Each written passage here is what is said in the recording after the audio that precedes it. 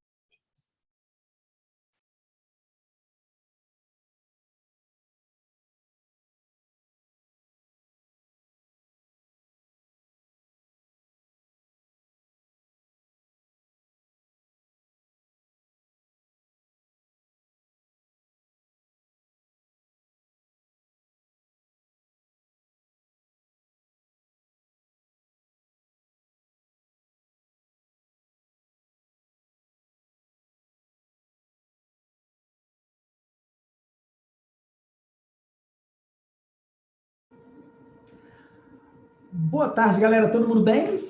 Como é que vocês estão? Boa tarde, boa tarde. Todos me ouvem bem?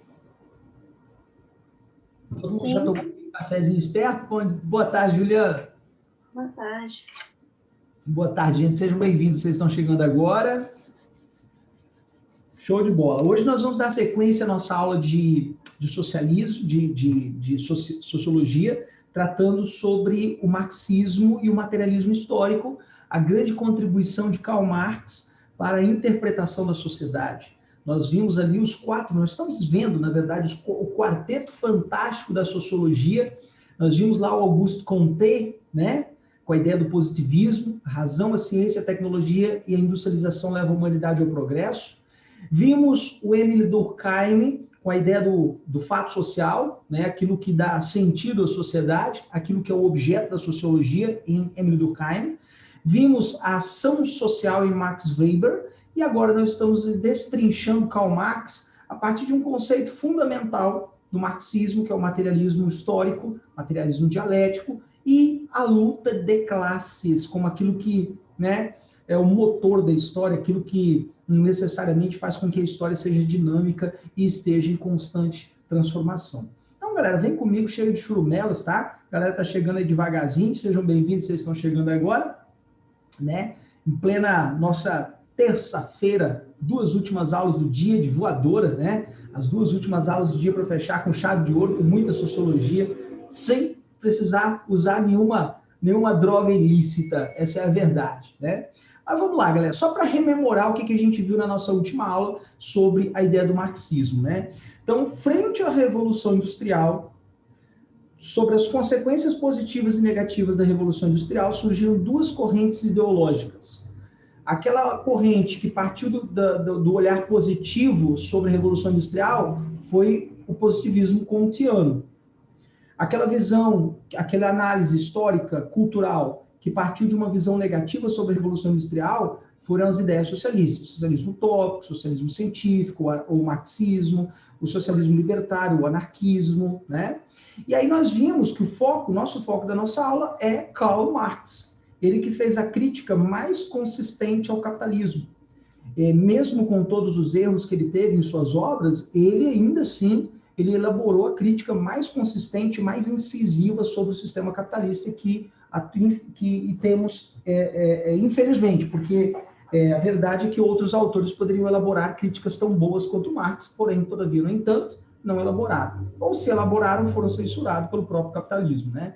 O que Marx tentou fazer, então, professor? Ele tentou compreender a sociedade por um viés materialista, como se a vida humana, como se nossas ações do nosso cotidiano fossem determinadas por uma busca incessante por bens materiais. uma roupa legal, uma casa luxuosa, um carro maneiro, né? Um celular, né? Mega Blaster. Será que a vida humana pode ser reduzida à busca por bens materiais? Né? Essa é uma questão que a gente pode problematizar, né? Falamos também sobre a ideia do modo de produção. Segundo Marx, né, é toda forma de organização socioeconômica de uma dada sociedade em uma determinada etapa das forças produtivas e das relações sociais de produção. Forças produtivas, como o homem transforma a natureza. Relações sociais de produção, como os homens se organizam para transformar essa mesma natureza. E a partir das forças produtivas, nós temos os meios de trabalho, ferramentas e tecnologias, e o objeto de trabalho, que é a matéria-prima usada em determinado momento da história. A gente falou das diferentes modos de produção, né? Do modo de produção escravista da Idade Antiga, passando pelo modo de produção feudal da Idade Média, até o modo de produção capitalista em suas respectivas fases, né? Mercantil, financeiro e informacional. Falamos também da ideia de superestrutura e infraestrutura, aquela ideia de que a sociedade, Marx, ele comparou a sociedade como se fosse um prédio, uma casa, onde as bases, a infraestrutura é o que sustenta a superestrutura. A infraestrutura do mundo capitalista é econômica, é capital, é money. It's good, mas eu não have. Não have mesmo, né? Afinal de contas, sou professor. Agora, o que está construído em cima dessas bases econômicas são os valores, os costumes, a religião, a moral, os sentimentos, as crenças, o próprio Estado, as leis. Então, por mais democrático que pareça ser o Estado, ele ainda está a serviço, segundo Karl Marx, da classe dominante, que é, na visão de Karl Marx, a burguesia. E aí, a superestrutura tem o seu aparato jurídico-político, que é o Estado e as leis, e um aparato ideológico, né, que são os valores, as crenças, as tradições, sentimentos, a moral, né, que permeia ali o nosso dia a dia, né? Então, você faz o que faz, pensa o que pensa, age o que age, porque quer dinheiro. Essa é a ideia que Marx está dizendo, através dessa ideologia, que é uma ideologia dominante, que é a ideologia da classe burguesa. E agora a gente vai entrar em um outro conceito muito importante de Marx, que é o conceito de luta de classes e dialética materialista. Eu vou compartilhar a tela aqui com vocês. Deixa eu abrir aqui a tela. Qualquer dúvida, lembrando, libera o seu microfone aí, pergunte, participe da aula, para a aula não ficar um monólogo, né? Interaja com o professor, né? Liga a sua câmera aí, mostra o seu cafezinho aí de leve, né? Pode, né? Pode participar da aula sem problema nenhum, né? Então, deixa eu compartilhar aqui a nossa tela aqui, galera. Vamos lá, como diria o grande filósofo. Aqui. Cherry. Aqui. Beleza, galera. Se alguém, porventura, não estiver conseguindo visualizar o slide aí, dá um grito, fale comigo, tudo bem? Então, a partir de agora, nós vamos dar uma atenção especial a outros dois importantes conceitos marxistas, que é o conceito de luta de classes e dialética materialista, tá? A gente viu a dialética histórica, né? Histórica dialética. A ideia de que a história está em constante transformação. Olha o que o Marx nos diz, tá? O Marx diz que a história é de todas... Oi, gente, tudo bem aí? Ok? Não? Então, Marx, ele diz o seguinte, galera, que toda a história... Vocês estão vendo o slide aí? Está aparecendo o slide para vocês? Sim. Sim? Que estranho, ele sumiu aqui para mim. Esse meu computador tá pirando o cabeção. Mas vamos lá, ele vai aparecer aqui para mim. Uma hora ele aparece. Então, o que Marx nos ensina? Que ao longo da história humana, tá, todas as sociedades... E a história da sociedade é uma história constante de luta de classes. A luta de classes é da onde emerge toda a dinâmica da sociedade. Para criar essa ideia, o Marx se inspirou na concepção dialética idealista de Friedrich Hegel, que nós vamos estudar na filosofia, nós vamos falar de Hegel na filosofia. Segundo Hegel, as ideias mudam a realidade. Okay? Então, Hegel vai dizer que as ideias mudam a realidade. O que o Marx fez? Malandramente, ele pegou e fez o contrário, de que a realidade muda as ideias das pessoas. Por exemplo, a realidade das longas jornadas de trabalho, a realidade da exploração da classe trabalhadora, a realidade da exploração do trabalho infantil, das péssimas condições de trabalho, dos salários miseráveis, fez com que os trabalhadores tivessem a ideia de fazer revolução. Essa é a ideia. Então, a realidade muda as ideias, e não as ideias que mudam a realidade. Essa foi o Paranauê, né, a grande malandragem de Karl Marx. Então, Marx vai dizer o seguinte: em todo momento da história, o que houve? Luta, fight, Thundercat entre classes sociais. Como assim, professor? Essa câmera está cortando minha cabeça aqui. Aí, melhorou agora. Como assim, professor, essa luta, né, esse combate aí de... Vamos voltar aqui, só no slide anterior aqui, eu acho que voltou aqui agora. Aqui, voltou aí, galera. Tá aparecendo o slide para vocês? Assim. Tá assim, né? Beleza, então. Então, o que Marx nos diz? Lá no modo de produção escravista, quem lutou contra quem, professor? Vamos pegar a Grécia Antiga. Na Grécia Antiga, Eupátridas em Atenas contra Georgóis Demiurgos. Na Roma Antiga, patrícios contra plebeus. Na Idade Média, senhor feudal contra o seu servo. Idade Moderna e diante, capitalismo e diante, burguês contra proletariado. Então, ao longo da história humana, sempre foi isso aqui, ó, choque, conflito entre classes sociais. Isso, quem está dizendo, é Karl Marx. Então, vamos lá, vamos colocar alguns pontos aqui para a gente deixar redondinha essa ideia. Então, para Karl Marx, a história de todas as sociedades é uma história de luta de classes. Então, a luta de classes é apresentado por Karl Marx como motor da história. A história de todas as sociedades se resume em luta de classe. A história de todas as sociedades é uma história de luta de classes sociais. Isso que Marx está nos dizendo. E mais ainda, é desse choque, dessa luta de classes sociais que emerge a dinâmica. O que é a dinâmica? Aquilo que transforma a sociedade.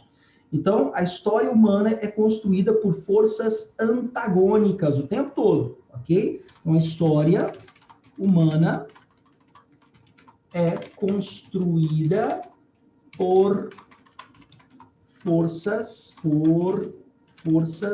antagônicas. Em que sentido, professor? Vamos pegar o exemplo que Marx nos diz. Tá? O que ele nos diz? Já que a história é uma história de luta de classes, quando que Marx diz que vai haver uma grande luta entre burguês e proletariado? Tá? Porque a ideia do materialismo dialético é o quê? De duas ideias que se chocam. Ao se chocarem, essas ideias produzem algo novo, uma síntese ou uma conclusão.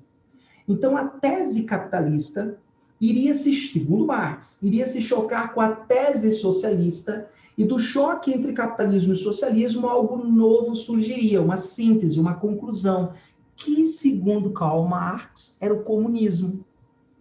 Olha isso. Karl Marx estava tentando, entre aspas, prever o futuro.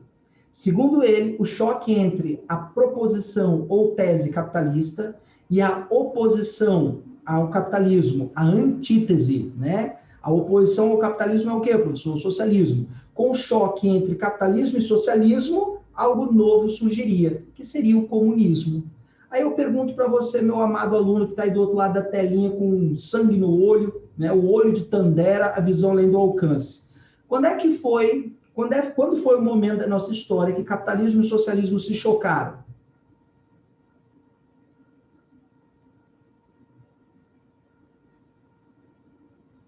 Calma, um de cada vez. Pode falar, gente.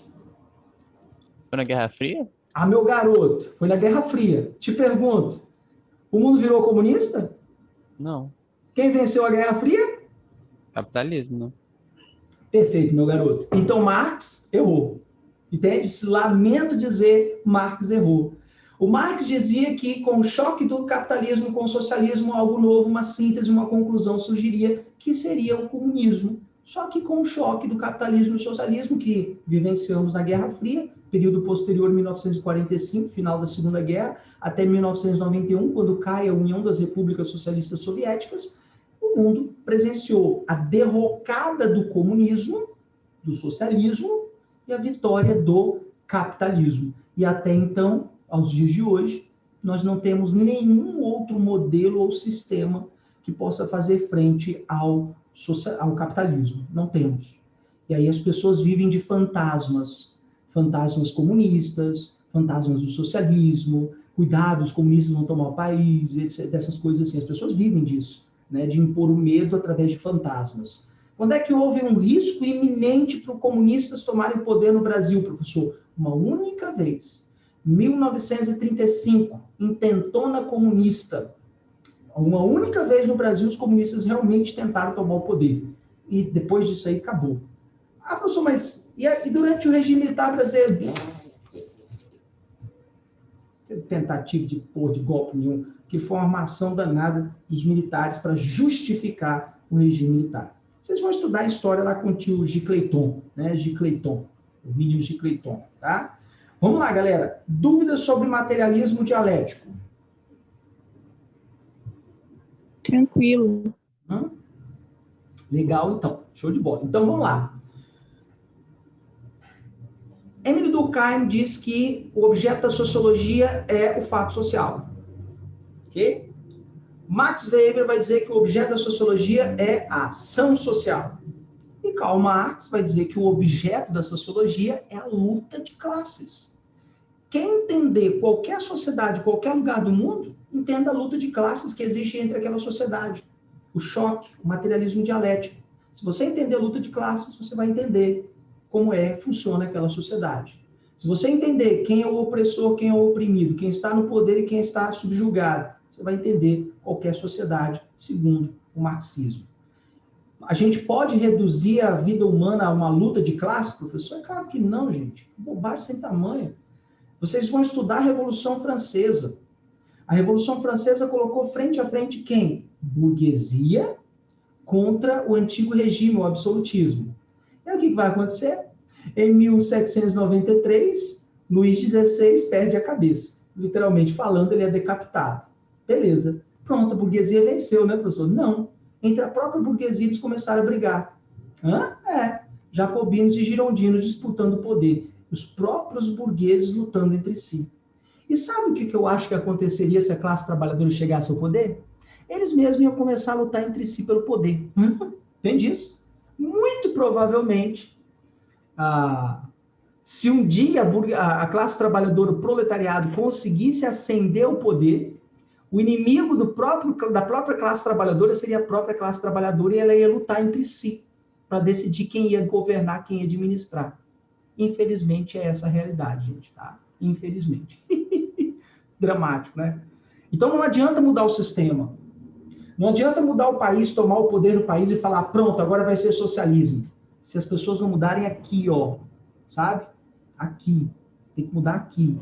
As ideias. Não adianta mudar o real sem mudar as ideias. Primeiro as ideias têm que ser mudadas, depois a realidade é mudada. Isso é Marx quem está dizendo, tá, gente? Sou eu não. Beleza? Vamos lá, galera. Perguntas. Beleza?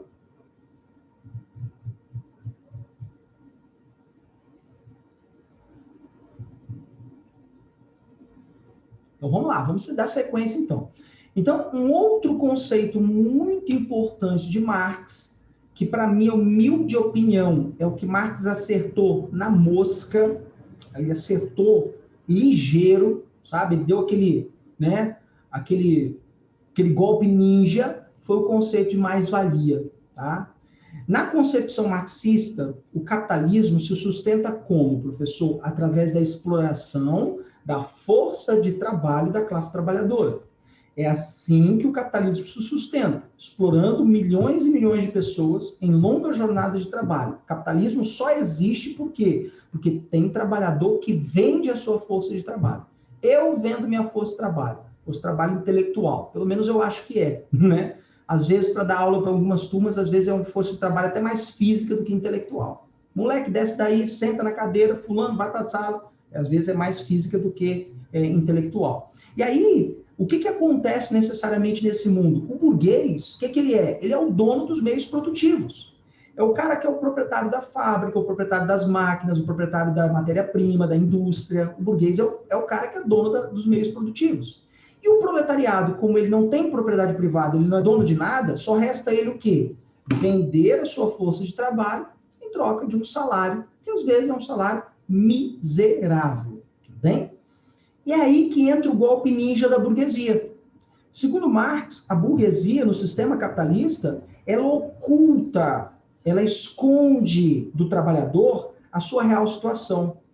E aí você pergunta, que real situação é essa, professor, que eu não sei? Eu sou empregado, trabalho numa empresa, né? Você também é? Que situação é esta? A situação em que o trabalho ele rende mais ao empregador, ao burguês, do que o empregado, ao proletariado. Quando você está trabalhando numa empresa, numa loja, numa fábrica, o seu trabalho rende mais riqueza para o dono da fábrica do que para você mesmo. Mas como saber se eu estou sendo explorado, professor? Como saber isso? Aí que entra a ideia da mais-valia de Marx. A mais-valia é a diferença entre o valor de tudo que é produzido pelo operário e o valor do salário pago ao operário. Então, vamos colocar aqui, ó, o valor de tudo que é produzido pelo operário menos o valor do salário pago ao operário. Então, a diferença entre uma continha simples de subtração, o valor de tudo que é produzido pelo operário, menos o valor do salário pago a esse mesmo operário, pode ser em um mês, em uma semana, em 15 dias, em um semestre, é o que dá resultado. O resultado é o que chamamos de mais-valia. Mais-valia. Beleza?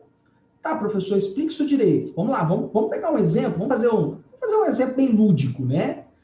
Digamos que você trabalha em uma fábrica de taruíras de borracha, porque taruíras de borracha é algo que todo mundo precisa ter, todo mundo tem, todo mundo quer, e vende igual água, né? Então, todos querem ter uma taruíra de borracha.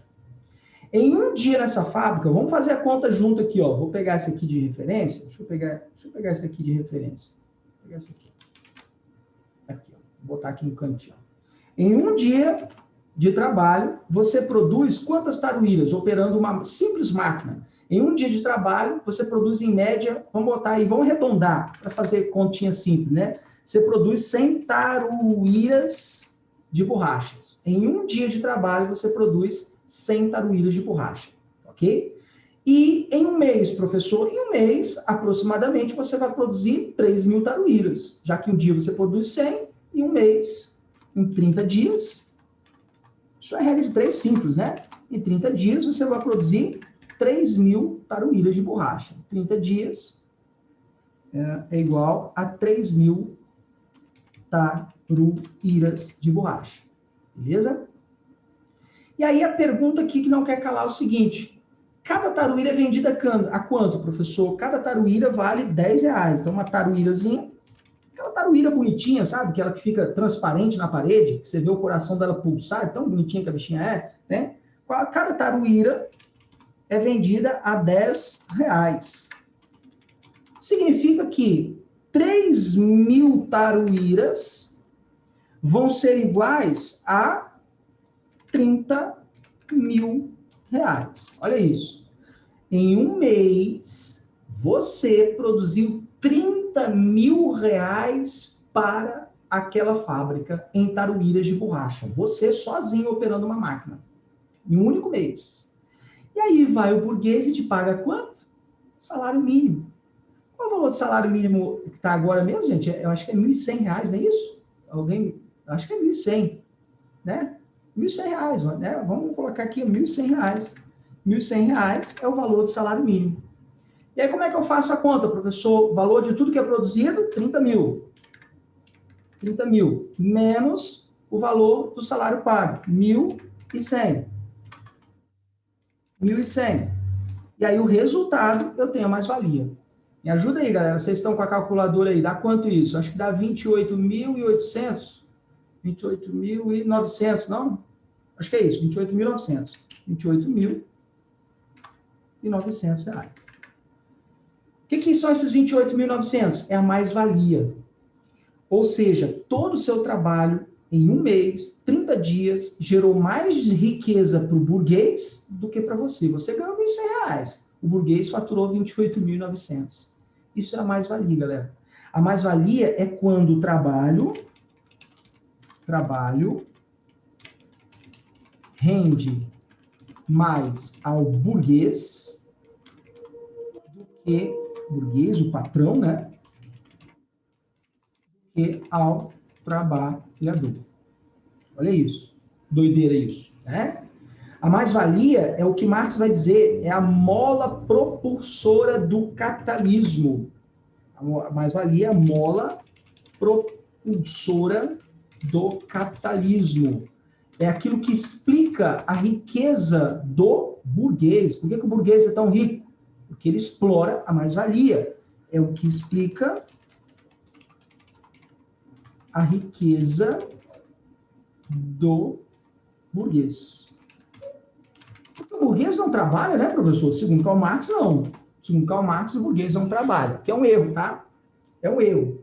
Se o burguês não acorda cedo e abre a fábrica, nenhum trabalhador entra ali dentro. Ah, professor, mas ele contrata alguém para abrir a fábrica para ele. Exatamente. Mas se ele não tomar as decisões corretas, provavelmente a fábrica vai falir.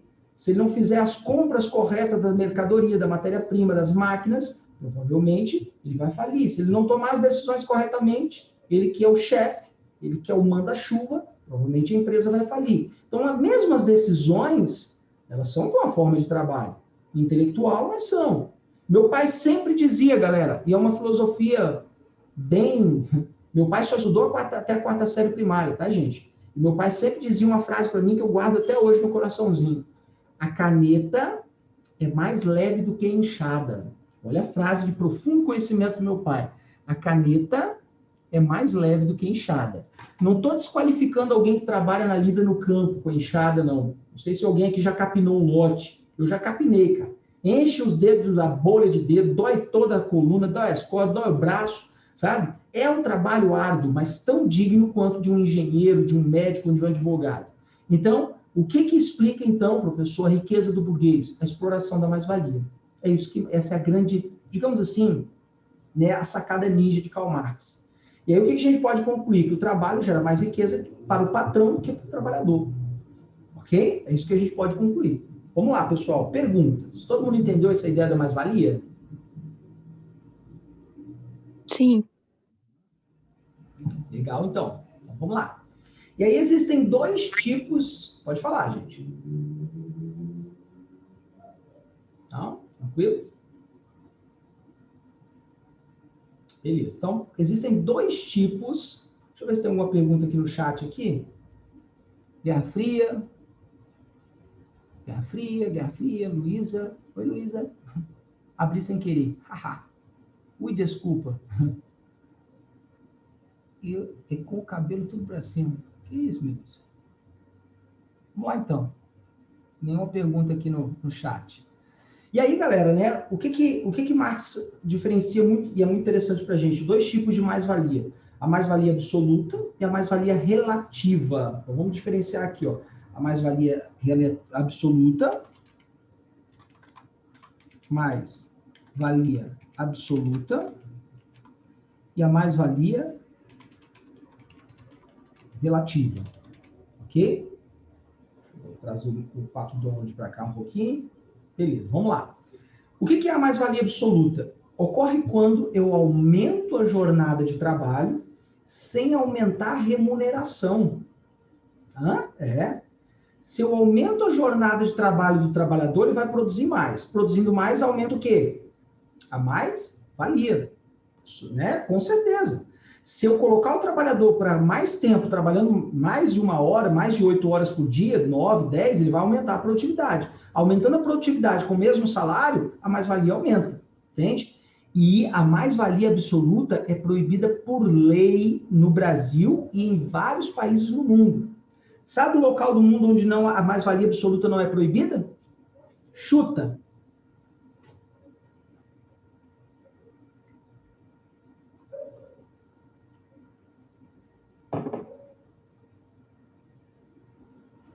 China, exato. Na mosca, Sofia. Na mosca, com certeza. China e Coreia do Norte. São os dois únicos países que não têm uma legislação específica sobre mais-valia. Curiosamente, né? Então, um país como o Brasil, por exemplo, é proibido por lei eu aumentar a jornada de trabalho do meu funcionário sem aumentar o salário dele. Entende isso? É proibido por lei. É sério? Então, em países como a China e Coreia do Norte, por exemplo, que curiosamente são países socialistas, dizem ser socialistas, né? Curiosamente, né? Esse tipo de prática é muito comum. Então, vamos lá, mais-valia absoluta. Ocorre quando, professor? Vou colocar aqui para você aqui, ó. Ocorre quando eu aumento a jornada de trabalho sem aumentar o salário do meu funcionário. Ok? O que é, repito, proibido por lei no Brasil e praticamente em todo mundo capitalista sério, né? E a mais-valia relativa, professor? A mais-valia relativa ocorre quando há uma implantação de novas tecnologias, uma nova máquina, uma máquina mais produtiva, mais eficiente, mais veloz, tá? Então, eu operando uma máquina específica, eu produzo 100 taruíras por dia. Aí eu compro uma máquina 2.0, que trabalha 2 vezes mais, que produz 200 taruíras por dia. Isso pode acontecer. Então, quando o burguês me compra uma máquina mais eficiente ou uma matéria-prima mais fácil de ser trabalhada, eu aumento a produtividade. Só que não aumenta o meu salário. Ah, filho da puta. Não aumenta o meu salário, não. Eu vou aumentar a produtividade porque a máquina é mais eficiente, mas o meu salário continua, né? O salário, né? É mais ou menos assim. Então, olha o que aconteceu aqui, ó, na mais-valia relativa. Ocorre quando? O emprego de novas máquinas, tecnologias, ou algum método produtivo que aumenta a produção, porém, mais sem produção, sem aumentar o salário. Deixa eu colocar aqui mais acima. Sem aumentar o salário, tá? É a mais-valia relativa. O que é permitido, tá? É permitida no Brasil e em vários países do mundo. Inclusive na China também. Esse tipo de mais-valia é permitido.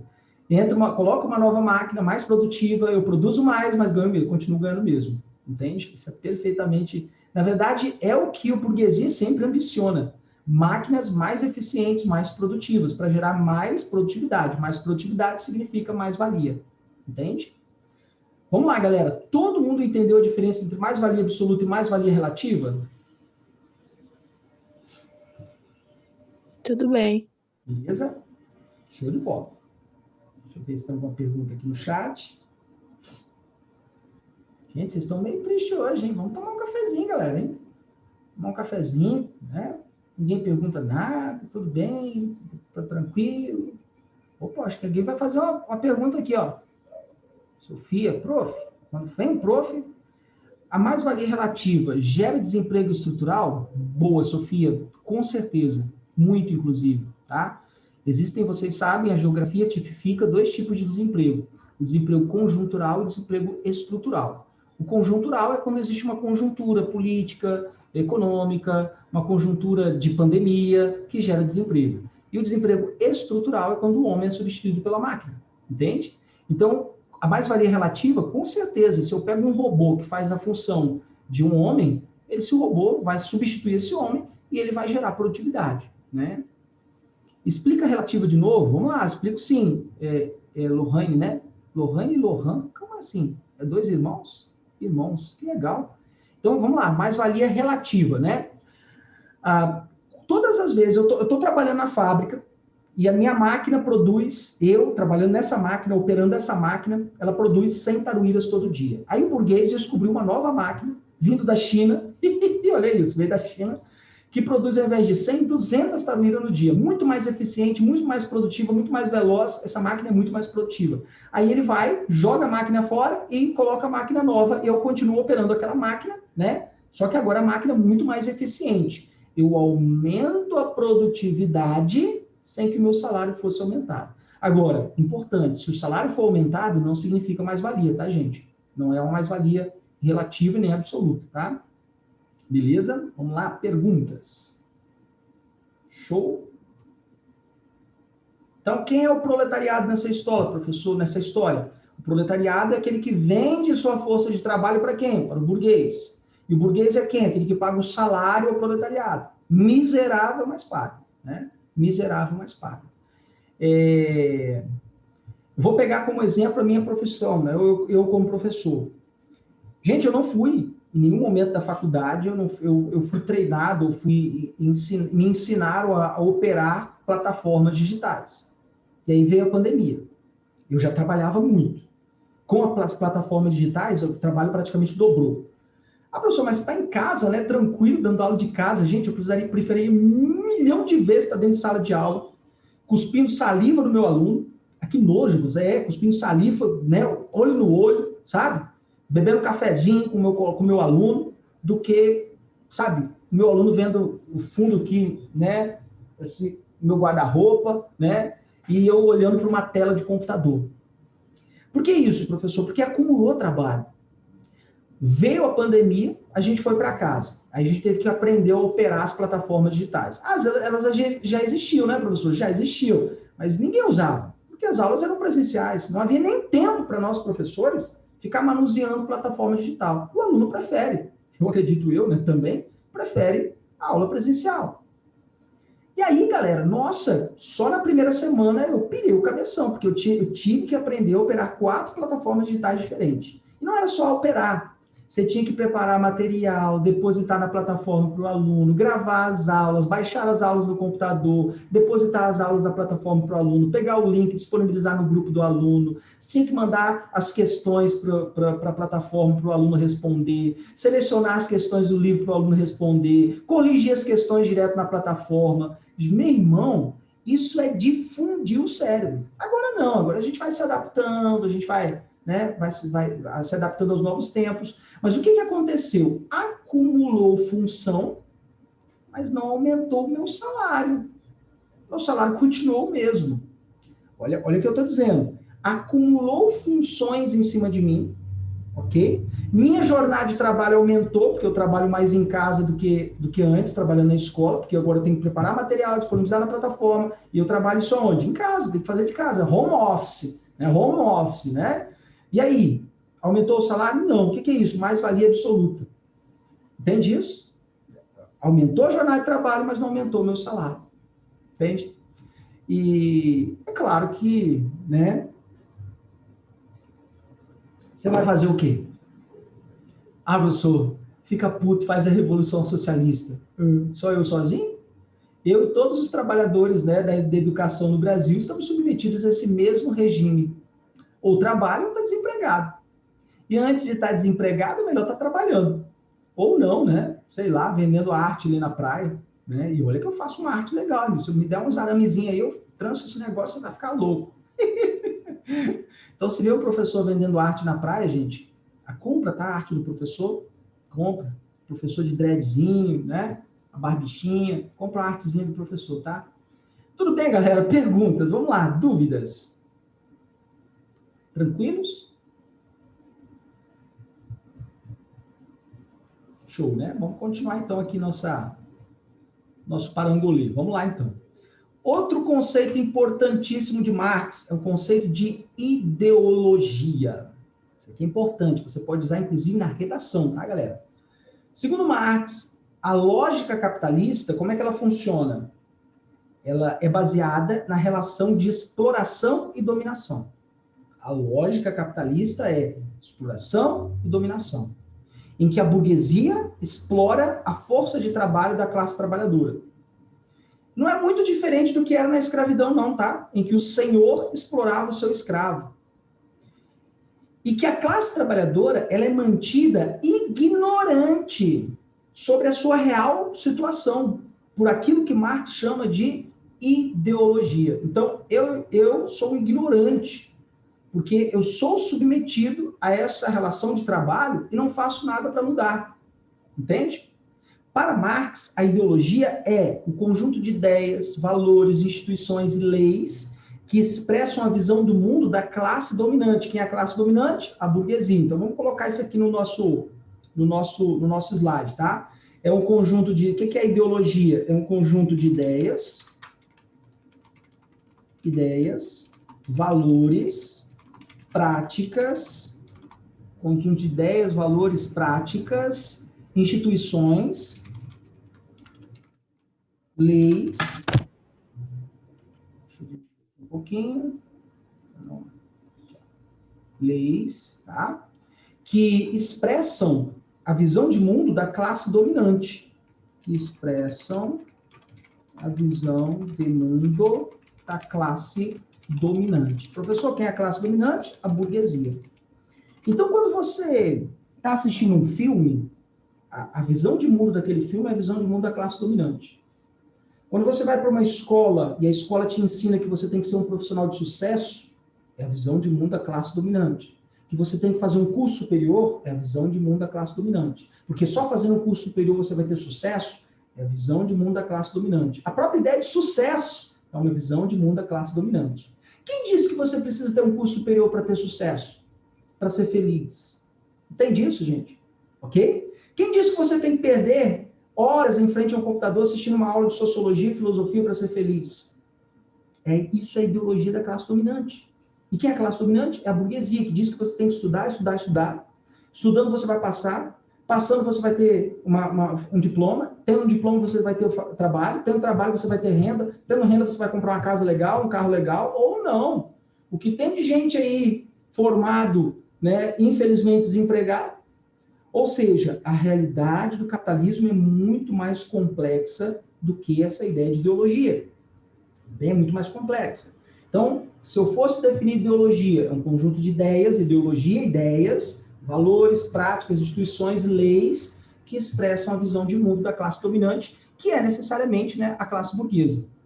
A ideologia é o que garante, é o que mantém a dominação da burguesia sobre o proletariado. Então, é aquilo que garante e mantém a dominação da burguesia sobre o proletariado.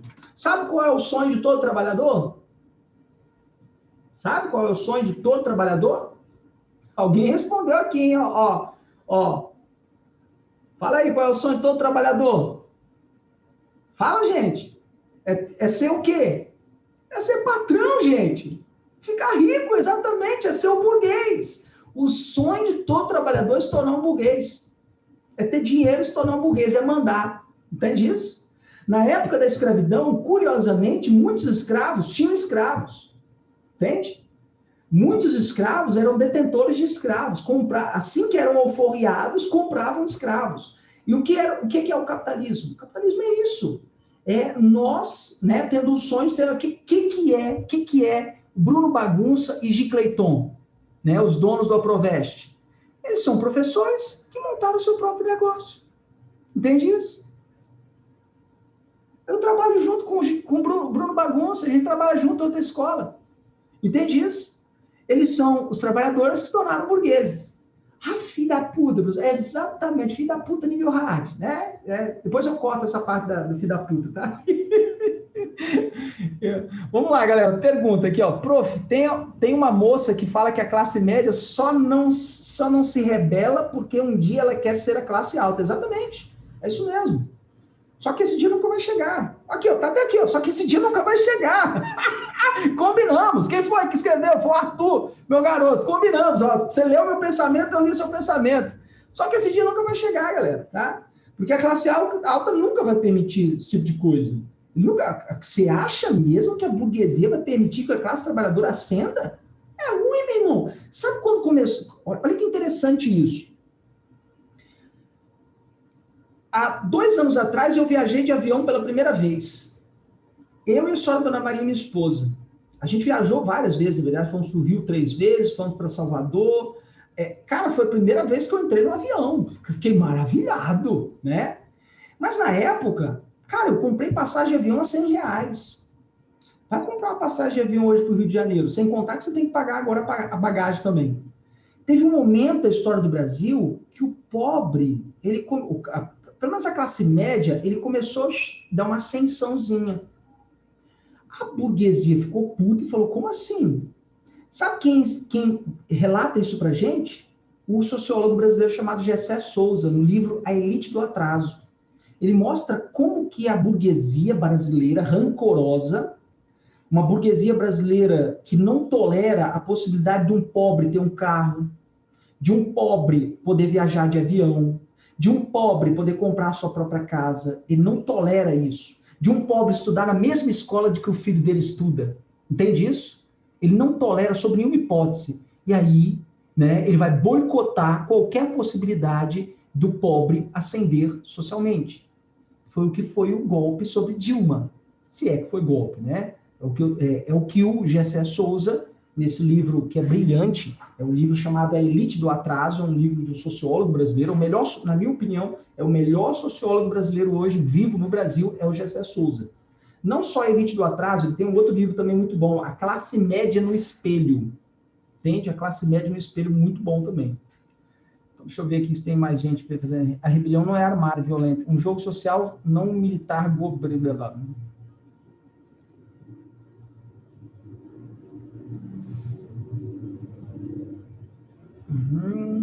A rebelião não é armada, é violenta, e sim uma rebelião de justiça.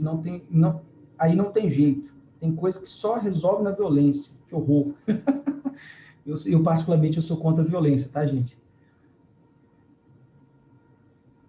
Particularmente, eu acho que é perfeitamente possível o diálogo, mas para isso acontecer, a gente tem que ensinar, colocar nas ideias do burguês que só ele por si só rico, né, não garante uma sociedade justa e igualitária, mas tem que mudar as ideias. Então, eu parto do princípio da educação, do diálogo, o velho método socrático, né? Tudo bem? Então, a ideologia é aquilo que garante, mantém a dominação da burguesia sobre o proletariado. Aí o trabalhador é o quê? Ele é um trabalhador alienado. A ideologia faz do trabalhador um trabalhador alienado. Como assim, professor? Ele trabalha e ele quer ser o quê? Um burguês. Alienação. É isso. Tudo que ele produz para quê? Para pagar de burguês. Já ouviram essa? Nossa, hoje eu vou pagar de burguês. Sextou, hein? Sextou. Hoje pode é tudo minha conta. O cara se matou trabalhar a semana inteira. E aí vai gastar como se fosse burguês. Sabe quando você paga de burguês e você é dominado pela sua ideologia? Quando você ganha um salário mínimo, R$ 1.100, e você paga 3.000 no iPhone. Você precisa de um iPhone de R$ 3.000? Ah, professor, mas o iPhone é um iPhone, né? Cara, o iPhone é um... Porra, professor. Cara, aquele celular é massa e tal, né? Ele faz o mesmo que o meu. Talvez não tenha a mesma memória, a câmera não é a mesma qualidade, mas ele filma também. Não com a mesma qualidade, talvez, mas fala, manda mensagem, baixa Xiaomi, professor, é Xiaomi. Oi? É Xiaomi. Xiaomi, exatamente, né? O Ezequias esse dia não, né? Quase toda aula ele fala que ele é uma testemunha do Xiaomi. Exatamente. Para ele vai espalhar o nome do Xiaomi pelo mundo, entendeu? E exatamente, merece, tá? Merece, porque é um aparelho muito bom, tá? Não tem nada a reclamar, não. Então, a ideologia faz o trabalhador um trabalhador alienado, entende? E aí, o que é alienação, professor? Aqui entra o pulo do gato, que você vai poder utilizar na redação em vários momentos. O que é um trabalhador alienado? Alienação em Marx é um estado psicossocial a qual o proletariado é submetido no modo de produção capitalista. Então, alienação é um estado psicossocial. É um estado psicossocial em que o trabalhador está submetido. No sentido de que ele não consegue, psicossocial, porque ele não consegue enxergar que é alienado. E a alienação, ela é fundamental para que a mais-valia seja possível. A alienação é necessária para manter a mais-valia. Sem alienação, não tem mais-valia. O trabalhador tem que estar alienado. E o trabalhador, ele se torna obediente, subserviente. Então, eu tenho um trabalhador obediente e subserviente. Gente, eu pego o exemplo do meu pai. Meu pai trabalhou 4 anos numa mesma empresa, numa mesma firma, entende? Aí o que o cara fez? Mandou meu pai embora. E não pagou nada. férias, não pagou, tinha um monte de férias atrasado, não fez nenhum depósito de fundo de garantia, não depositou INSS. Meu pai trabalhou 4 anos recebendo um salário sem garantias nenhuma. E aí, quando eu falei com meu pai, pai, agora é hora de processar esse cara, mete ele no pau, coloca ele na justiça para você receber os seus direitos. Ah, não, né, filho? Depois a gente não consegue outro emprego, né? E coitado, né? Tá passando dificuldade também. Olha isso, olha o nível de alienação do meu pai. E como, né, eu sempre falo o seguinte, você só ajuda quem merece ajuda. Eu estava disposto a pagar um advogado, a ir na justiça com meu pai, levar ele para cima, para baixo, né? Eu estava disposto. Só que meu pai não queria ajuda, então o que eu vou fazer? Você ajuda quem quer ajuda. E aí, galera, ficou por isso mesmo. 4 anos trabalhando numa mesma firma, sem ter depósito de fundo de garantia, INSS, nem nada. E aí, no final, ainda meu pai ainda tinha pena do cara. Olha isso, gente, o nível de alienação, de obediência e subserviência do meu pai. Entende isso? Meu pai é daqueles antigos, sabe? Brucutu. Eu repito, ele mal fez a 4ª série primária. Então, essa é a realidade que a gente vive. E o que é aquele trabalhador alienado? É aquele trabalhador que ele não se reconhece naquilo que produz. O que é ser alienado? Primeiro, trabalhador que não se reconhece naquilo que produz. Como assim, professor? Por exemplo, né? O que ele produz não tem nenhuma função social ou econômica para aquele proletariado. É aquele tipo de trabalhador que trabalha numa empresa de software, produzindo, encaixando pecinhas de uma placa, mas ele mesmo não sabe nem o que é, nem para que serve e nunca vai usar. Ou seja, todas as vezes que você trabalha numa empresa e que aquela empresa não vai te dar nenhuma função social ou econômica, aquilo é um trabalho alienado. Entende isso? Exemplo, professor, funcionários de uma escola. Por exemplo, as tias da limpeza da escola. Essas tias da limpeza trabalham em uma escola e elas não são alfabetizadas. Aquele trabalho é um trabalho alienado. A escola que deveria educar, formar cidadãos, simplesmente despreza uma menina, uma mulher, uma tia da limpeza. As tias da limpeza, né, professor? As tias da limpeza. Você trata ela com respeito, com carinho, que isso é importante, faz parte da humanidade, da dignidade humana, mas se você for pesquisar a história delas, mal, elas sabem ler e escrever, ou às vezes nem isso. E aí elas trabalham numa escola e não sabem ler e escrever. Poxa, professor, a escola podia oferecer aulas para elas, né, aprender a ler e escrever, olha isso, que legal, né? Mas aí ela não se reconhece naquilo que produz, ou seja, e fica por isso mesmo. É quando o trabalhador não se reconhece como membro de uma classe social. Olha isso, que nível de alienação. Um nível de alienação bizarro, tá? Quando o trabalhador não se reconhece como membro de uma classe social. Ele não se reconhece como trabalhador. É o famoso cara que paga de patrão, entende? É o cara que trabalha, recebe salário mínimo, mas tem um Golf na garagem, entende? É o cara que recebe salário mínimo, mas viaja, gasta tudo em cartões de crédito, sabe? Paga de patrão. E aí, quando fala ele, vamos fazer greve, vamos reivindicar melhores condições, ó, vão vocês que eu não quero me envolver com isso não, eu vou trabalhar. É esse tipo de trabalhador. É aquele que não se filia a sindicato nenhum, entende? Eu, por exemplo, não sou filiado a sindicato dos trabalhadores da educação do Espírito Santo. Mas por quê? Por escolha minha, porque eu não me sinto representado pelo meu sindicato. Eu cheguei no sindicato, meus sindicatos, professores, eu pedi vem cá, eu quero saber o que vocês gastam todo mês, né? A menina do sindicato falou que ela não podia dar essa informação. Eu falei, como não? Sou sindicalizado, sou professor sindicalizado com vocês, eu pago todo mês, tem desconto na minha folha de pagamento, e eu não posso saber o quanto que o meu sindicato está gastando. Não, essa informação não é possível ser repassada. Então faz o seguinte, eu quero me desfiliar. E ela também não fez questão nenhuma, eu fui lá, assinei uma folha, me desfiliei. Por quê? Porque eu não me sinto representado pelo sindicato. Então, olha isso. Os sindicatos não representam os trabalhadores não se sentem representados pelos sindicatos. E o que é o trabalhador alienado? É aquele que não se sente um trabalhador, é aquele que paga de burguês, se sente um burguês. Entende? Quando vai fazer manifestação, vai fazer greve, não vou me envolver com isso não, porque, né, ele não se envolve. Outro nível de alienação, professor, é quando o trabalhador não conhece todas as etapas de produção. É quando ele não conhece todas as etapas de produção. Dá uma olhadinha nessa charge aqui abaixo. Uma charge aqui muito legal, para você entender isso, ó. Aqui essa charge aqui, ó.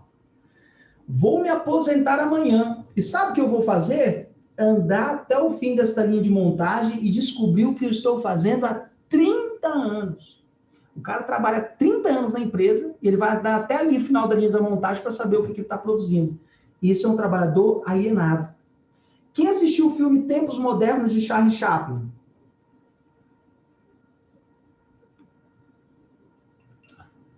Alguém? Ninguém assistiu Tempos Modernos de Charlie Chaplin? Para, gente. Assistiram, né? Show de bola. Pergunto, o que Charlie Chaplin tanto está produzindo? Que ele fica ali, né? Com aquelas apertando porcas. Aquela fábrica é uma fábrica de quê?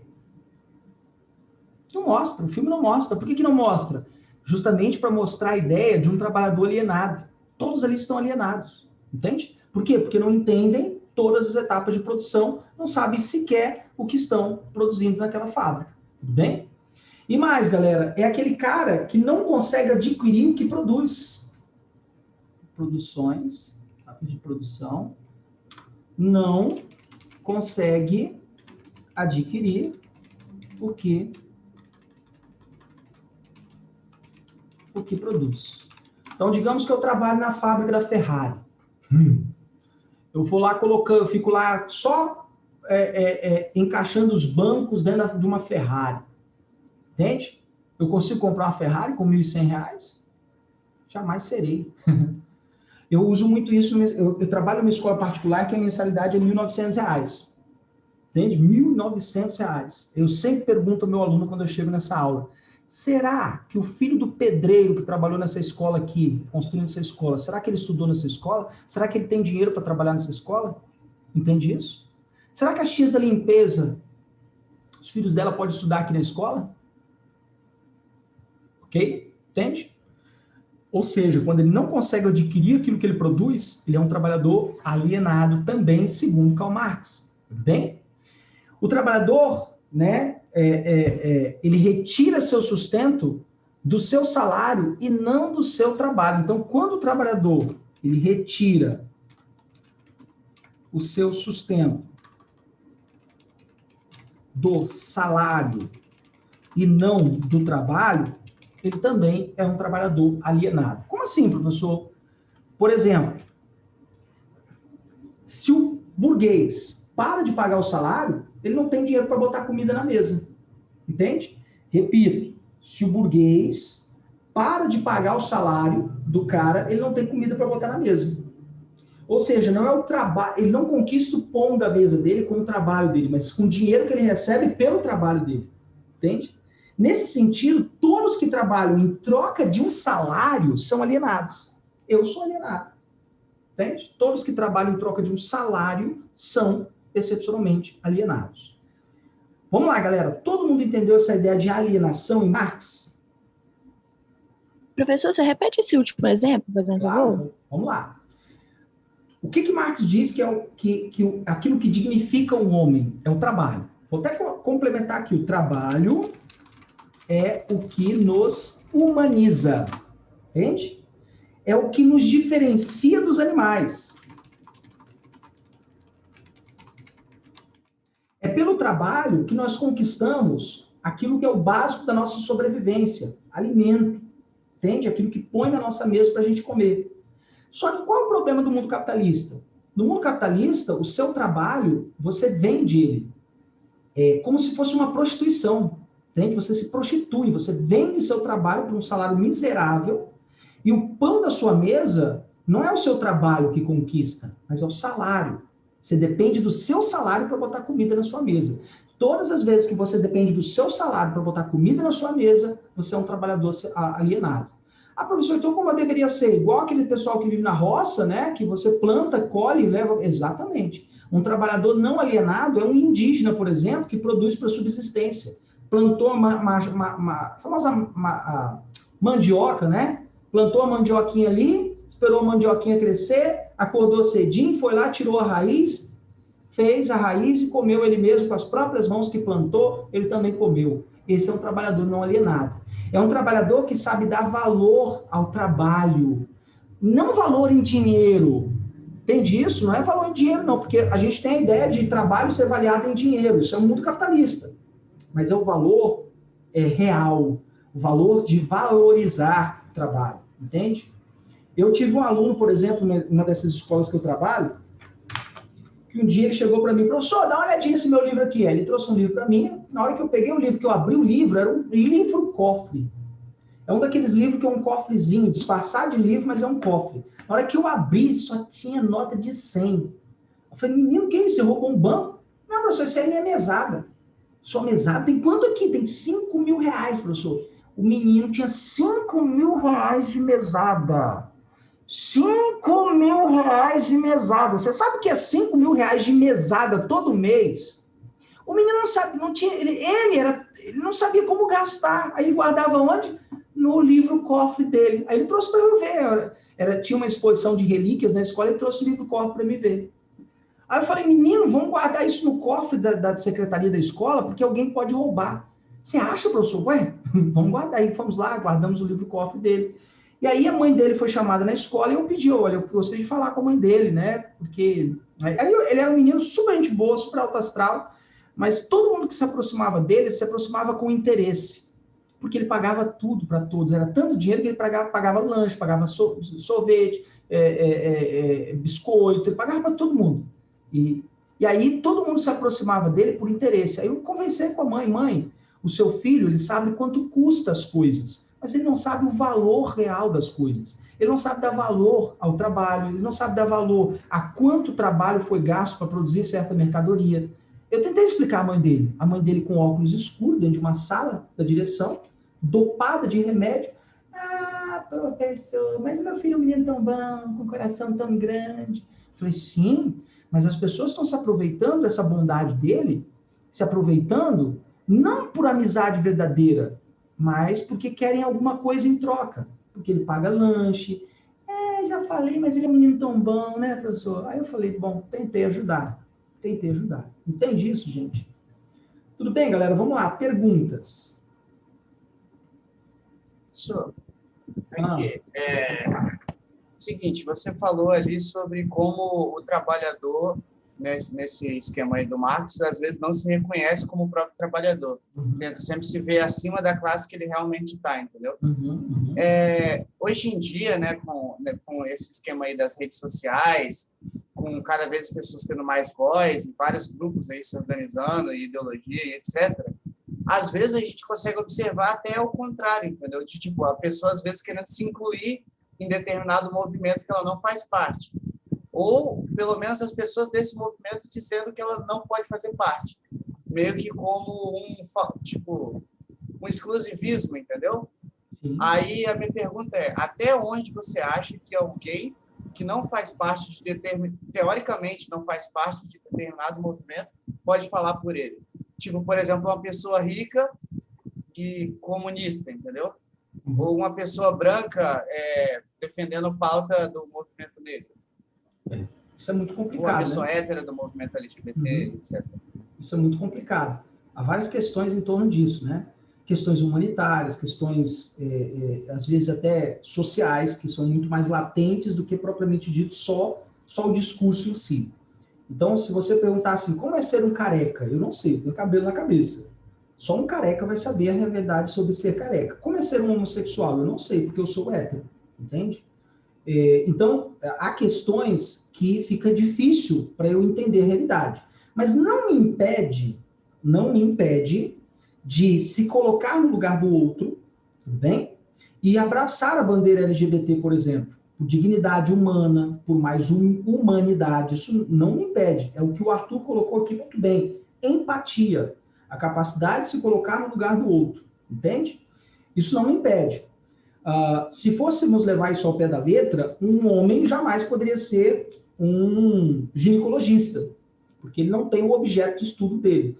Entende isso?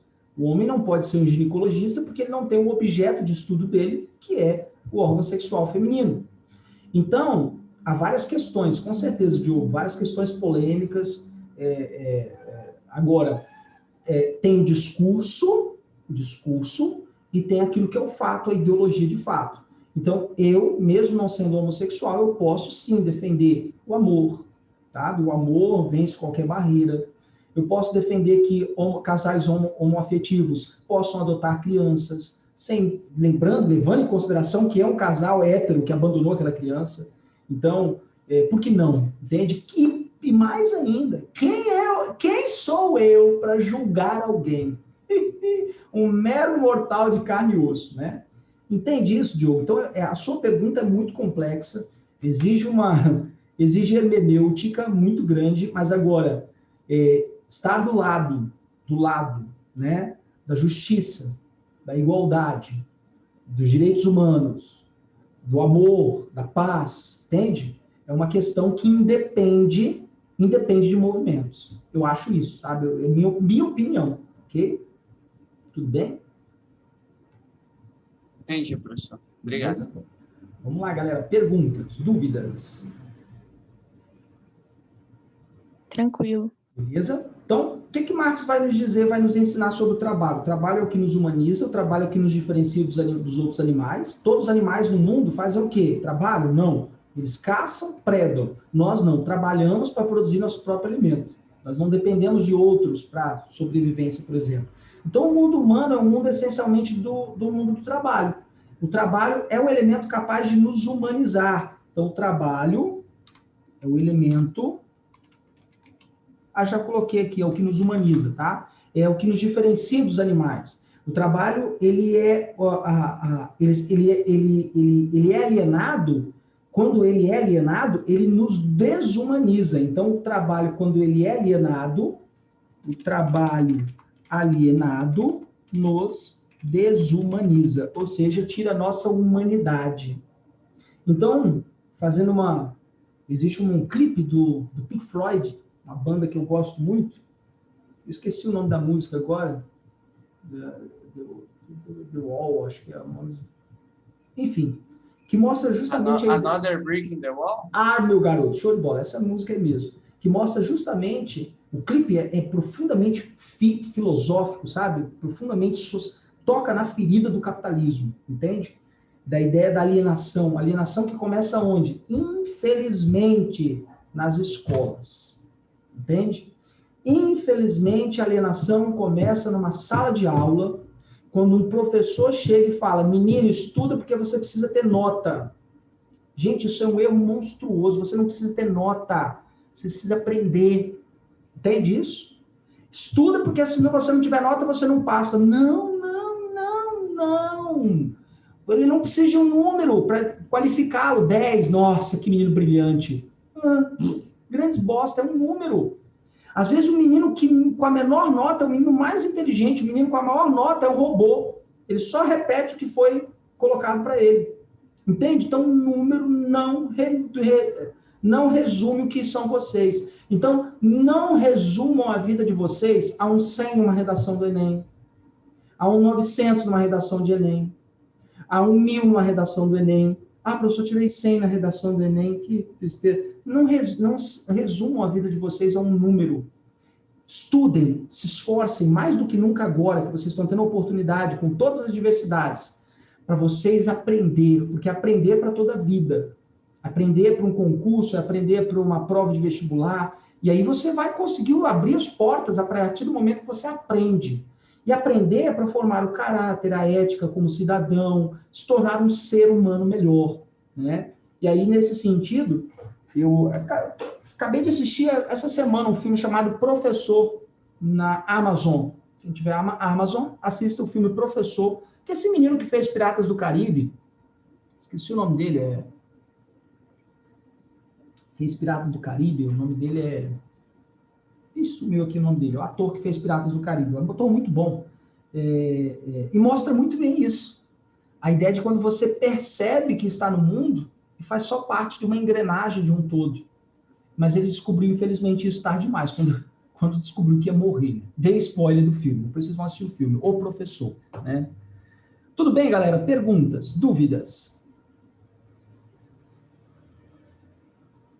Johnny Depp, é esse mesmo. Alguém botou aqui, o Diogo. Johnny Depp, é esse mesmo. Show?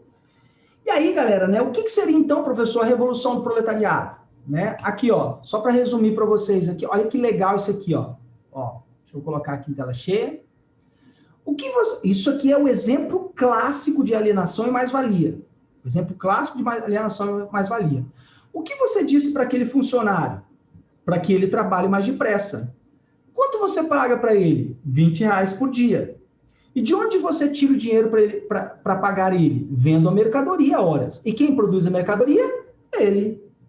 E quanta mercadoria ele produz por dia? O equivalente a R$240.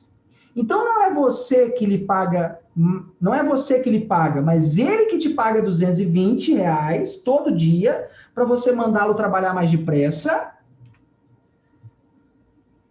Aí o burguês responde, mas eu sou o proprietário das máquinas. E como você conseguiu as máquinas? Vendi as mercadorias e comprei as máquinas, ué. E quem fez a mercadoria? Cuidado, eles podem te ouvir. Entende isso? Eis a alienação.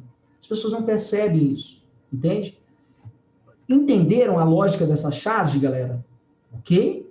No final das contas, é o trabalhador que paga o burguês para o burguês lhe pagar um salário miserável. Olha isso. É o trabalhador que gera riqueza ao burguês para o burguês lhe devolver um salário miserável. E aí, quando você trabalha na Vale, eu tenho alguns amigos que trabalham na Vale, né?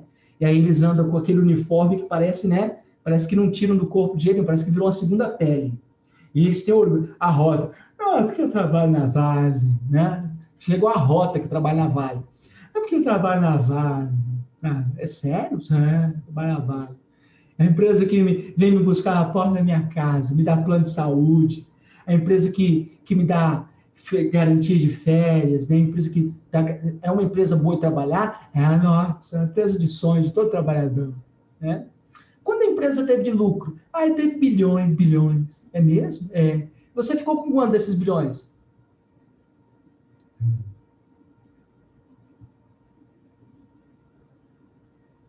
Vocês entendem, gente?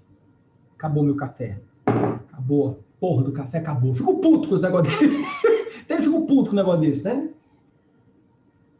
Bom, vamos lá, gente. Vamos lá. Vamos dar sequência aqui à nossa aula, tá? Então, vamos lá. Então, o que é a tal da revolução? Termina 18 horas, vai dar tempo. O que é a tal da revolução, professor, do proletariado?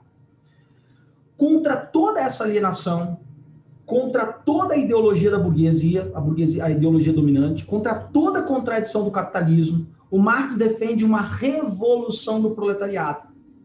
No seu livro A Tese sobre Feuerbach, publicado em 1888, Marx escreveu mais ou menos assim, ó, é que os filósofos se limitaram a interpretar o mundo, cabe a nós mudá-lo. Vou até colocar essa frase bonitinha aqui, para você colocar no nickname do seu Facebook. Os filósofos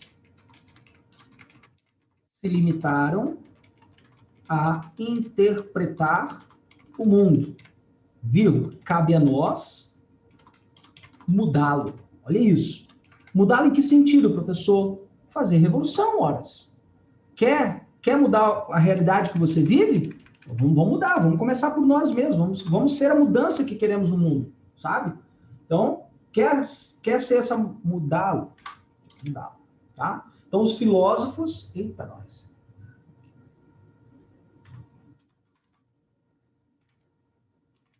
Os filósofos se limitaram a interpretar o mundo, cabe a nós mudá-lo. Essa é uma frase que está nesse livro As Teses sobre Feuerbach, de Karl Marx, tá? Importante, galera, essa frase aqui, ela enfatiza o papel prático da classe trabalhadora. O próprio Marx dizia, a única coisa que o trabalhador tem a perder são suas correntes, seus grilhões. É a única coisa. E aí podemos dizer que a teoria de Marx, no campo da sociologia, ela tenta analisar a realidade fornecendo fundamentos para a revolução. Olha a sociologia de Marx. Analisa a realidade fornecendo fundamentos, argumentos, para que a classe trabalhadora fique puta e tome o poder. Entende? Ao contrário das outras formas de socialismo. Então, o que Marx defendia, professor? Uma revolução do proletariado. Uma revolução do proletariado para quê? Para derrubar a estrutura e a infraestrutura. Aquela casinha, lembra? Ou seja, derrubar o capitalismo. Não adianta só derrubar a superestrutura e construir algo novo em cima da infraestrutura, da mesma infraestrutura. Tem que derrubar tudo e começar tudo do zero. As bases de um mundo socialista têm que ser bases sociais e não capital, dinheiro, economia. Se continuar sendo economia, a sociedade volta a ser capitalista de antes. Então, as bases que vão construir uma sociedade melhor têm que ser bases sociais, a partir da mobilização da classe trabalhadora. Então, o que Marx defende? Ele defende a revolução do proletariado. Essa revolução começa onde? Lá no capitalismo. Ainda lá no capitalismo, o proletariado, tomando consciência em si, para si, de que está sendo explorado, ele vai se mobilizar, ele vai se organizar de maneira coletiva, independente do sexo, da raça, da nacionalidade. Então, a classe trabalhadora se organiza de maneira coletiva, independente do sexo, do gênero, né? Independente do sexo, independente da raça ou nacionalidade,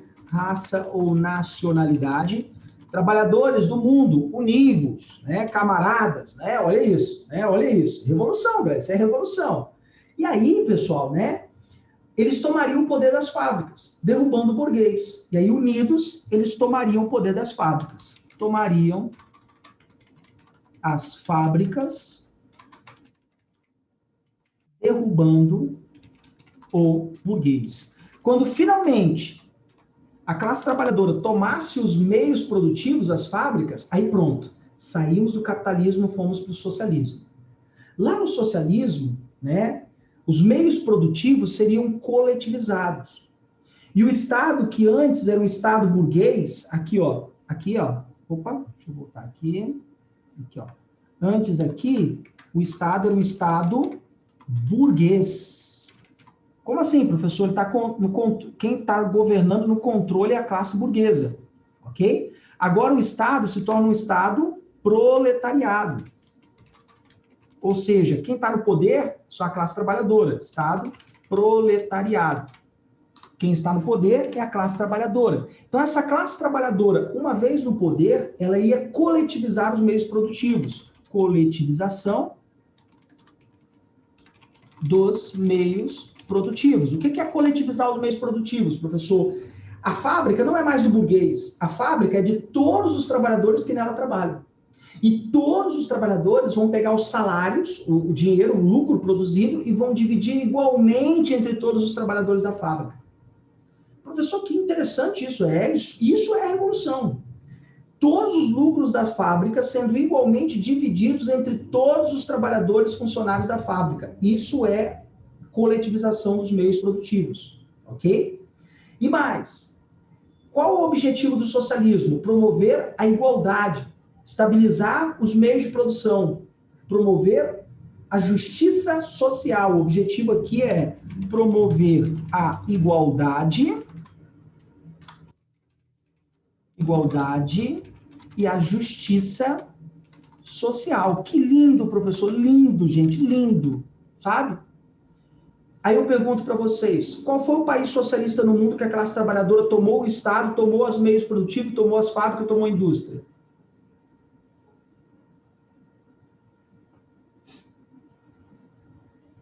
Fala aí, gente. Qual foi o único país quer dizer, qual foi o país do mundo? A resposta é nenhum. Nenhum país do mundo viveu essa tal revolução. Ah, professor, mas a União Soviética... Aquilo quem tomou o poder foi um partido político, gente. Os bolcheviques, liderado por Lenin e depois por Stalin. A China, professor, de Mao Tse Tung, a China, a Revolução Comunista, né? A Revolução Cultural. Não, gente, aquilo foi Mao Tse Tung, um ditador terrível. Coreia do Norte, do Kim Jong-un. Tem certeza? Em nenhum país do mundo a classe trabalhadora de verdade tomou o poder. Então, nenhum país do mundo de verdade viveu o socialismo. O que foi, então, professor? Todas essas experiências, União Soviética, China, Cuba, o que foi? Coreia do Norte, ditaduras de esquerda. Pegaram elementos do socialismo para justificar ditaduras terríveis. Entende isso, galera? Tudo bem? Dúvidas? Vamos lá. Professor, Pode falar.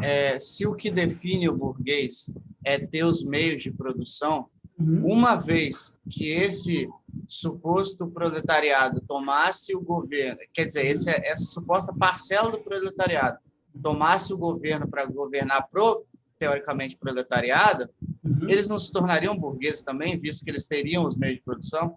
Legal, boa pergunta. A grande diferença entre o burguês é que ele é o dono único da propriedade privada. Quando você toma os meios produtivos, coletivizar significa não permitir que o único dono, a única pessoa seja o proprietário daquela fábrica. Significa que todos os trabalhadores são donos. Aí, nesse sentido, então todos viram burgueses, professor? Não. Na verdade, eles vão continuar trabalhando. E eles vão continuar produzindo.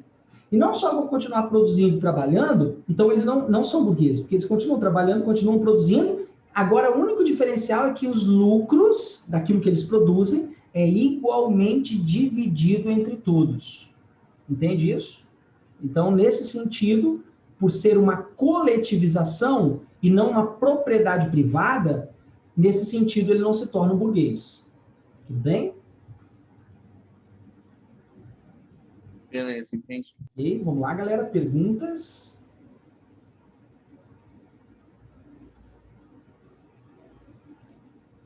Show? E, finalmente, quando o socialismo tivesse consolidado, nós chegaríamos aonde? No ápice, no top, no mais alto, né? Chegaríamos no mais alto, na nata do bolo, que seria o comunismo. No comunismo, não existe Estado. Como assim, professor? Não existe Estado, não. Mas quem vai governar, administrar, não precisa disso. Cada um sabe o seu papel social dentro da sociedade. No mundo comunista, não há necessidade de haver Estado. E o Estado é abolido. Entende? No mundo comunista, não há propriedade privada. Não existe propriedade privada. Mas e a escola? De quem? É de todos. Qualquer um que quer estudar, pode estudar. E a padaria, de quem? É de todos. Qualquer um que quer lanchar naquela padaria, pode lanchar. E as pessoas vão trabalhar pelo quê? Não existe dinheiro. Não existe dinheiro. Exemplo, professor, como é que vai funcionar então se não existe dinheiro, não existe propriedade privada? Eu trabalho numa escola. Não vou receber nada por aquele meu trabalho. Vou entrar na sala feliz, vou dar a melhor aula do mundo. Vou descer, deixar meus alunos e vou numa padaria logo abaixo da escola. Peço um lanche, como, saio e não preciso pagar nada. A filha ou o filho daquela pessoa que trabalha naquela padaria estuda comigo. Não precisa pagar nada. É como se fosse uma sociedade que um ajuda o outro, é mais ou menos essa ideia. Mas só ficou na ideia mesmo. Né? É mais ou menos uma ideia de uma sociedade perfeita. Né? Sem dinheiro, sem riqueza, sem... O Thomas More, na obra Utopia, que narra as aventuras de Rafael e Clodeu, a bordo da viagem de Américo Vespúcio, idealizou essa ilha, né? A ilha de Utopia. Uma ilha em que não há pobreza, não há desigualdade, não há propriedade privada, não há dinheiro, todo mundo trabalha, produz, e tudo que é produzido é dividido igualmente entre todos. E ninguém tem mais do que ninguém. Todos têm a mesma condição, a justiça igual. Todos os filhos podem estudar na mesma escola, todos têm acesso aos mesmos hospitais. E, cara, seria lindo. Nossa! Mas e aí? Será? Vou contar uma historinha para vocês. Teve um burguês inglês chamado Robert Owen. O Robert Owen ele criou a Sociedade Socialista de New Harmony, no estado de Indiana, nos Estados Unidos. O que ele fez? Ele fez uma fábrica, construiu um monte de casinha para os trabalhadores, construiu uma escola, um hospital, chamou os trabalhadores, botou eles para morar nas casinhas do lado da fábrica e falou, olha, agora é de vocês, tá? Vocês vão organizar? Ele era chamado de o patrão esclarecido, Robert Owen. O patrão esclarecido, olha o apelido que ele recebeu. Um cara que pensava à frente do seu tempo. E ele ainda chegava a falar, olha, eu quero participar dos lucros com vocês, eu quero ser só mais um trabalhador da empresa. Tudo que é produzido aqui, os lucros, serão igualmente divididos entre todos, inclusive comigo. Eu vou receber o mesmo que vocês. E aí começou. No primeiro ano, funcionou com uma beleza. No segundo ano, os caras de gerência da empresa não concordavam em receber o mesmo salário do que as pessoas que limpavam o pavilhão. As pessoas que cuidavam da administração não concordavam em receber a mesma quantia da pessoa que trabalhava na cozinha. O que fizeram os trabalhadores? Os próprios trabalhadores entraram na justiça norte-americana reivindicando melhores salários. E aí o que aconteceu? A processos foram se acumulando, os próprios trabalhadores entraram com um processo contra a própria empresa que eles eram donos. Vocês entendem isso? Que eles trabalhavam. E aí a sociedade socialista de New Harmony foi à falência. Vocês entendem isso, galera? Então não adianta mudar o sistema se as pessoas não mudarem aqui, ó, nas ideias primeiro. Tudo bem, pessoal? Perguntas? Vamos lá, dúvidas? Tranquilos? Vamos fechar então aqui nossa aula de hoje, tá? Faltam 2 slides apenas. Outro conceito muito importante de Marx é o conceito sobre fetiche da mercadoria, sabe? Para Karl Marx, o valor de uma mercadoria, ela é definida principalmente pelo tempo de trabalho, ok? E Marx argumenta que o mundo capitalista, a mercadoria, ela ocupa um local privilegiado na mente, nos desejos das pessoas. No mundo capitalista, algumas mercadorias, inclusive, são vistas como dotadas de vida própria, entende? Você não tem um celular, nossa, tem um Apple, né? Nossa! É o que Marx chama de fetiche da mercadoria. Esse termo foi retirado de uma parábola bíblica, sabia? Foi retirado lá da parábola bíblica de Moisés. Moisés sai, vai para o Monte Sinai para orar. Enquanto ele está lá orando, o povo dele está lá embaixo, tá? Orando, né? Enquanto ele está orando, o povo dele está lá embaixo, descrente. Aí o que o povo faz? Ele pega um bezerro de ouro, coloca o bezerro num pedestal e fica adorando aquele bezerro, glorificando aquele bezerro. Aquele bezerro, o nome dele era fetiche. Então, o que é o fetiche da mercadoria, professor? São certas marcas e mercadorias adoradas, glorificadas, dotadas de vida própria, que as pessoas mais amam a mercadoria, a marca, do que a mercadoria em si. Exemplo, professor, eu vou tirar uma Xerox. Você não tira uma Xerox. Xerox é uma marca. Você tira uma cópia. Entende isso? Mas ficou impregnado. Eu lembro como se fosse hoje. Eu era moleque, tinha um armarinho perto da casa dos meus pais. A minha mãe mandava eu ir no mercado comprar Bombril. Bombril é uma marca. Entende? Mas ela só compra se for Bombril, tá? Só compra se for Bombril. Vai lá comprar Bombril. Era palha de aço para arear a vasilha. Mas a minha mãe mandava eu comprar Bombril. Você não come miojo. Miojo é uma marca. Você come macarrão instantâneo. Cotonete, Band-Aid, Leite Ninho, miojo, Toddy. São exemplos de algumas marcas, mercadorias, que possuem vida própria. Isso é o tal do fetiche da mercadoria. E aí Marx nos diz que para essas mercadorias adoradas e glorificadas, o valor de troca é superior ao valor de uso.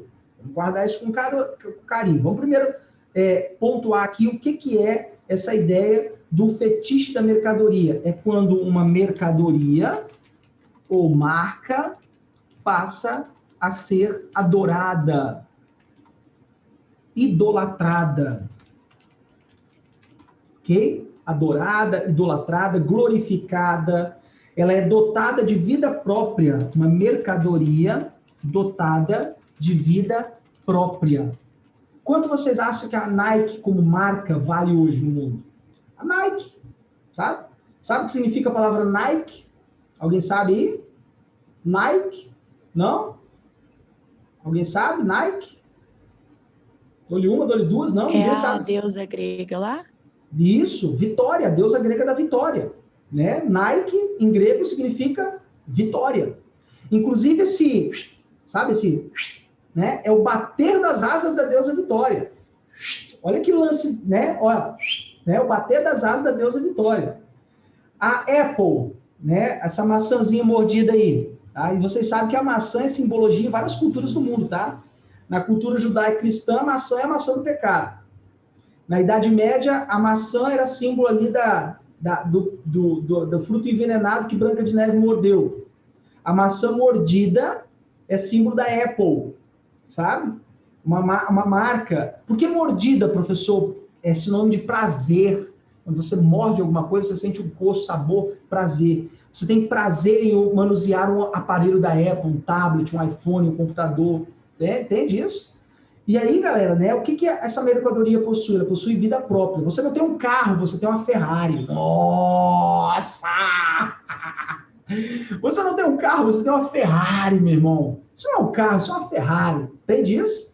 Vida própria. Entende? A mercadoria dotada de vida própria, a qual o valor de uso é inferior ao valor de troca. O que é o valor de uso, professor? É a importância prática da mercadoria. Então, vamos colocar aqui para vocês. Ó, o valor de uso é a importância prática da mercadoria. É para aquilo que a mercadoria serve. Então, se eu compro um tênis da Nike para correr e eu tenho tênis do tio João para correr, ambos vão ter a mesma função prática, correr. Entende? Só que eu prefiro comprar o tênis da Nike, que custa R$900. O tio João custa R$149,90. Mas eu compro da Nike. Por quê? Porque é da Nike. Entende? Quando a mercadoria, ela oferece status, ela concede status a quem a possui. Entende? Quando a mercadoria dá status a quem a possui, é fetiche da mercadoria. Então, por exemplo, eu tenho um tênis da Nike, por R$900, e tenho um tênis tio João, R$149,99. Eu prefiro comprar o tênis da Nike, porque é da Nike. Mas ambos vão ter a mesma função, calçar o meu pé para eu correr. Às vezes é produzido pela mesma fábrica, na China. Só é a marca que, né, não oferece esse fetiche todo. E o que é o valor de uso, professor? Deixa eu trocar aqui, galera. Ó. Esse aqui é o valor de uso.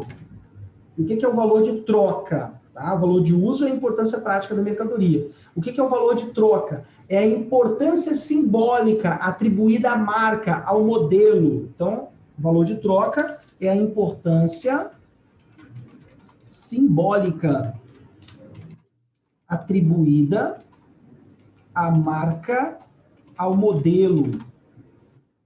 Atribuída à marca, ao modelo. Então, quando eu vendo um tênis da Nike, ele não é só um tênis, ele é um tênis da Nike.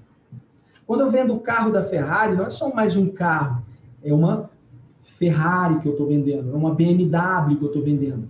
Então, aquilo deixa de ser uma importância prática, carro, ele me leva para cima e para baixo. Uma Ferrari vai fazer isso? Vai, mas é uma Ferrari, entende? A importância simbólica é superior ao valor de uso. O valor de troca é superior ao valor de uso. Então, o que é uma mercadoria que exerce um fetiche? É quando o valor de troca é superior ao valor de uso. Tudo bem?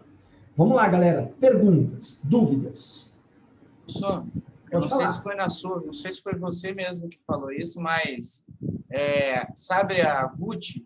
Uhum. Então, eu não sei se lançaram ou estão para lançar ainda, mas é um tênis que é exclusivamente virtual, entende? É um filtro que você aplica nas fotos. Não é um tênis de verdade. Você compra o tênis, mas ele só aparece na foto. Você vai lá, tira uma foto e bota ele como filtro.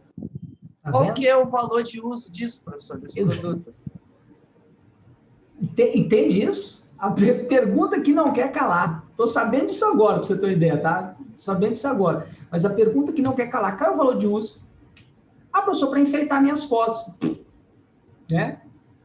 Dá prestígio a alguém. Então, isso é um fetiche da mercadoria. Se vai dar prestígio e status, nossa, você tem esse filtro? Tenho. Nossa, que legal, né? Deu status. Significa que você tem um fetiche da mercadoria. Entende? É aquela velha história. Um iPhone e um Xing Ling. O Xing Ling vai fazer a mesma função. Talvez não tenha a mesma câmera, com a mesma resolução, mas vai ligar, vai receber chamada, mensagem do mesmo jeito. Tudo bem? E aí, para a gente fechar nossa aula de hoje, último slide aqui, galera. Vamos fazer uma comparação geralzona aqui entre capitalismo, socialismo e comunismo. Capitalismo, a propriedade, professor, a propriedade é privada. Propriedade deixa eu colocar aqui centralizado. E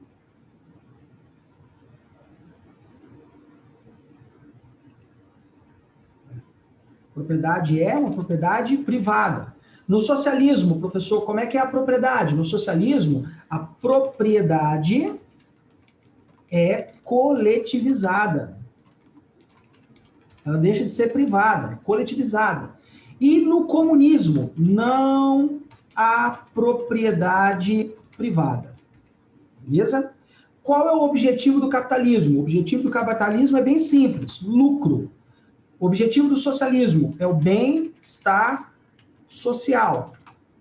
E do comunismo é o bem comum, bem de todos.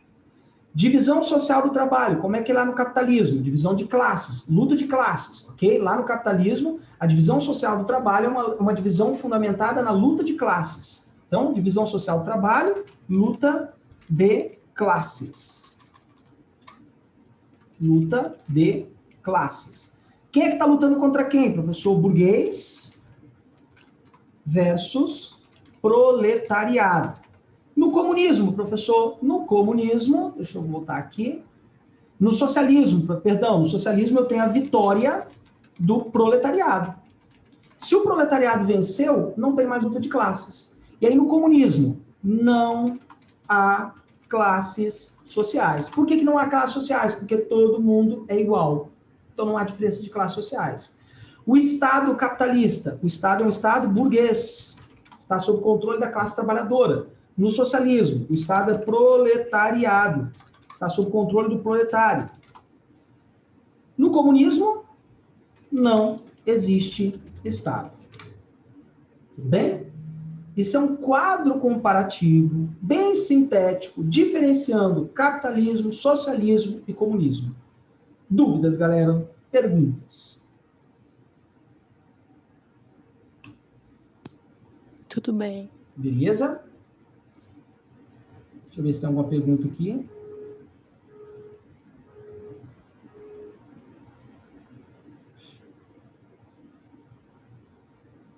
Caríssimo.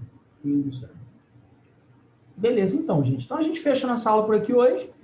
Eu vou disponibilizar para você no blog, lá no grupo de vocês, essa nossa aula, toda digitadinha, bonitinha. E até a nossa próxima aula. Na nossa próxima aula, a gente volta para filosofia e a gente vai falar sobre Aristóteles, tá, gente? Gente, tudo de bom, fiquem com Deus e até a nossa próxima aula. Tchau, tchau, gente.